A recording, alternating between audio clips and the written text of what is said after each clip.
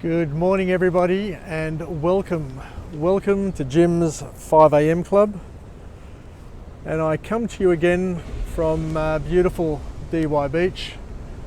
I'm just at the pool here, and as you can see the pool is empty, and just so you're aware, the ocean pools they clean once a week, and today is the day for cleaning the DY pool.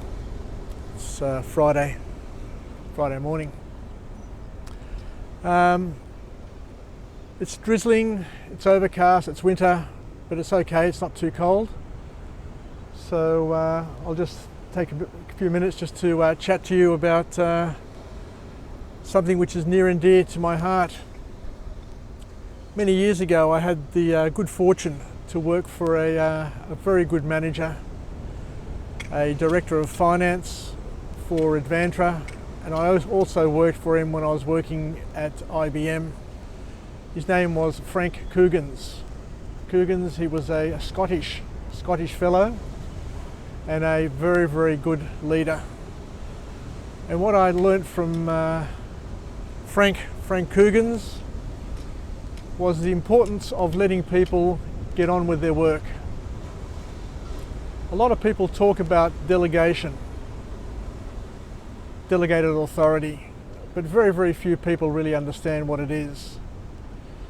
The beauty about Frank was that he lived and breathed delegated authority.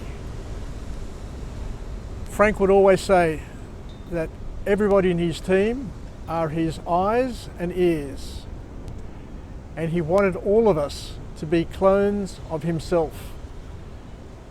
His famous words were, "You are all Frank Coogan.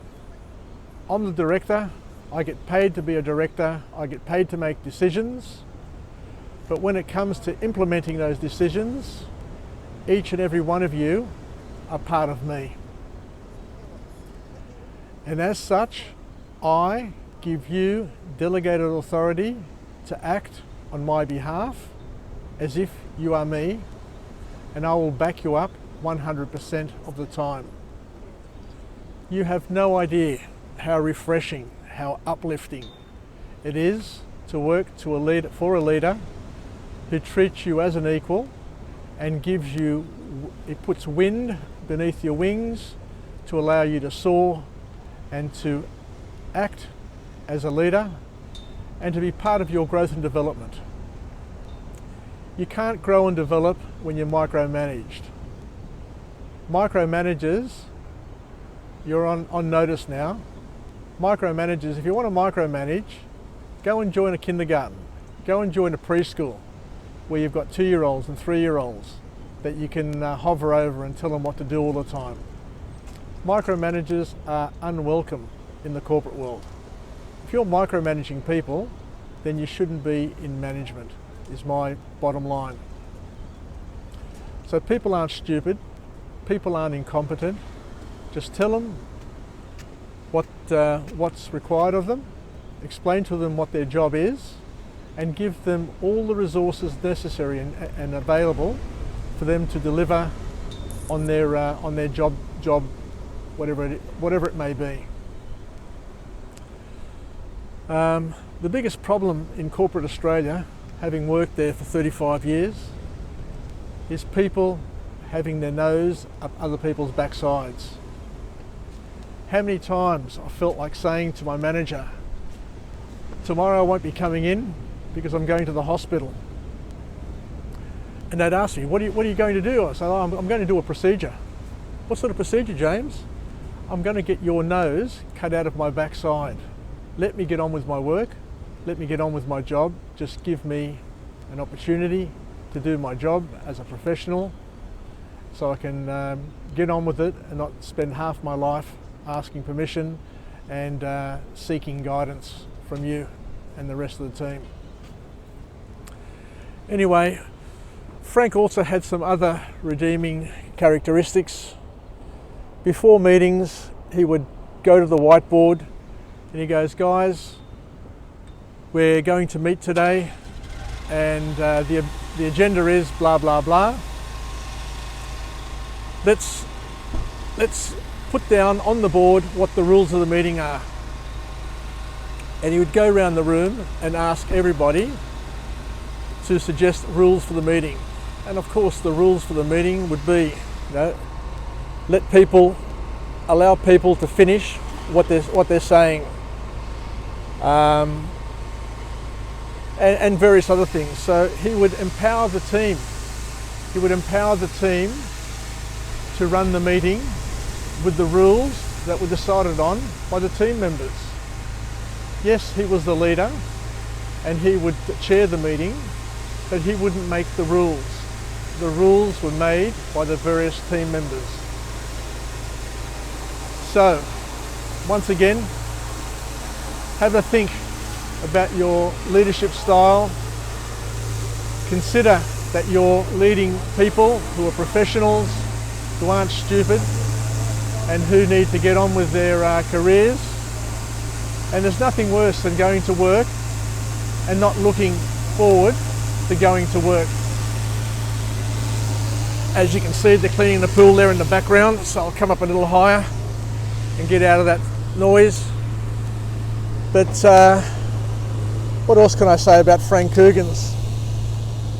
Frank was a very, very smart man, and he'd always challenge people on where they spent their money and why they spent it.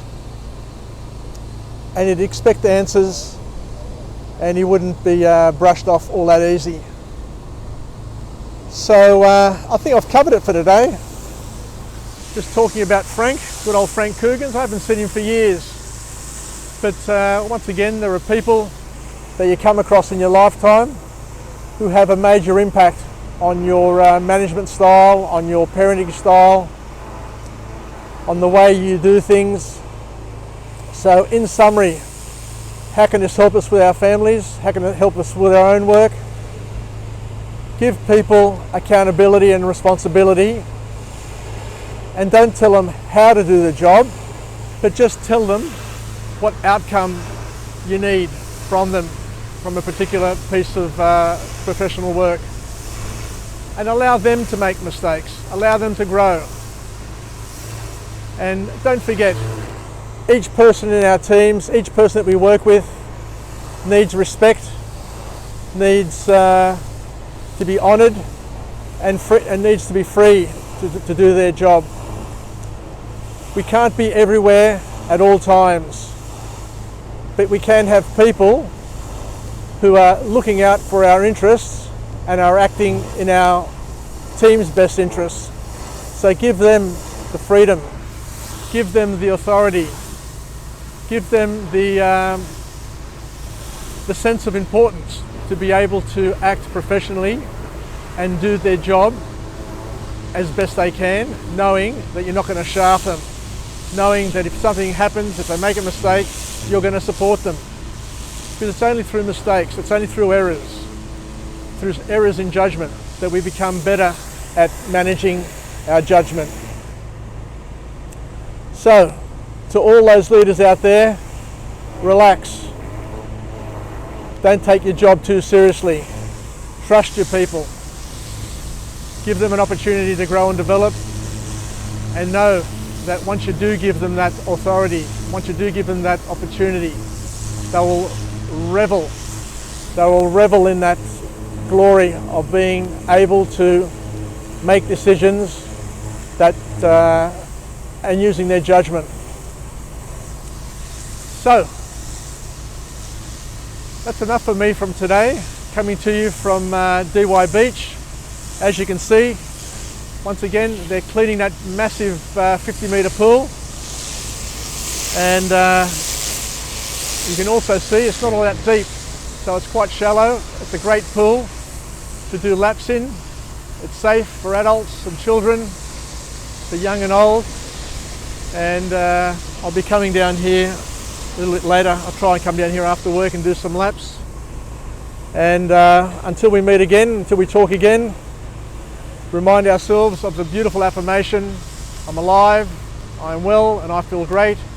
Stay connected, have a great day, and make the most of the opportunity. And whatever you do, don't strangle, the people you work with, but give them oxygen to breathe and freedom to do their job in a way which suits their style and doesn't necessarily require you to hover over them and have your nose up their backsides. Take care, have a good day, Yapo Mena, and we'll talk again. Bye for now. Cheers.